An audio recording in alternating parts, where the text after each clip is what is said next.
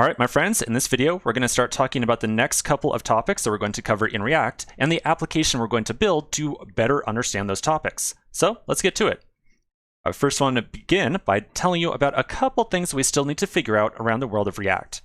First off, we still don't have a lot of experience handling user events, like a user clicking on something or typing on something or dragging something around on the screen. So one of the big focuses that we're going to have on the application that we're going to build is how to react or deal with user events. Next up, throughout all the applications we've put together so far, we've been making use of either static data or randomly generated data.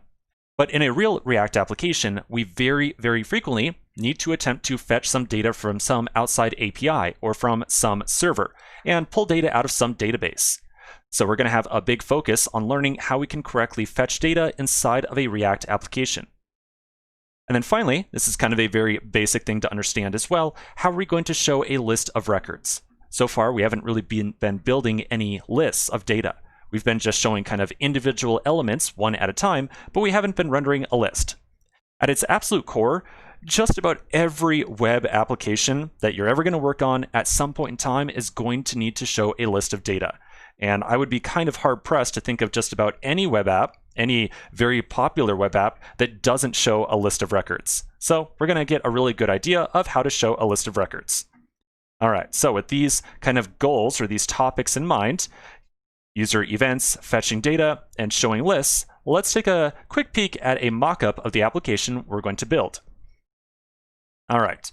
So we're going to split the implementation of the project we're going to work on into two separate kind of implementations, I guess. We're going to build it up to one certain point, and then we're going to kind of take a break right there, and then go for a second jump into it and develop it a little bit further. So for the initial implementation of the app that we're going to work on, it's going to be a pretty simple and straightforward app, but it will be pretty fun and interesting, trust me. So you can't really tell what's going on from just the mock-up here. Essentially what we want to do is show a text input at the very top center of the screen. A user should then be able to type in some text here. So like they should be able to type in cars or plants, flowers, or buildings, any term you could possibly imagine.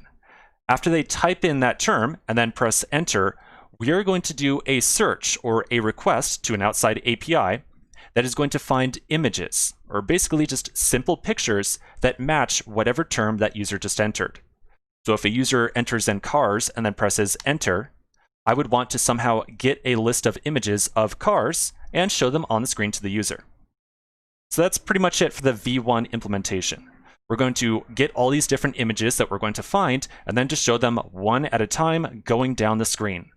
Not a lot of styling, just kind of want to get stuff up there and focus on handling user typing something in, handling showing a list of data, and handling somehow searching for images. Okay, so that's V1. Let's now talk about V2. So like I said, the V2 version of this app is going to be a little bit more complicated, and that's why we're going to break it into like two separate distinct phases. So in the V2 implementation, we're going to do all the same stuff. We're going to build off the same project. We're still going to be having a user type in a search term, fetching a list of images, and then showing them on the screen. But the difference is going to be how we show these images to the user. In V1, we were just listing them straight down, and chances are the user would have to continue scrolling to see all the images we fetch.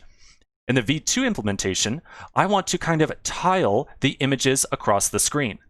Remember that in general, images tend to not be identical sizes. They very frequently tend to be very different in sizes, different heights, different widths.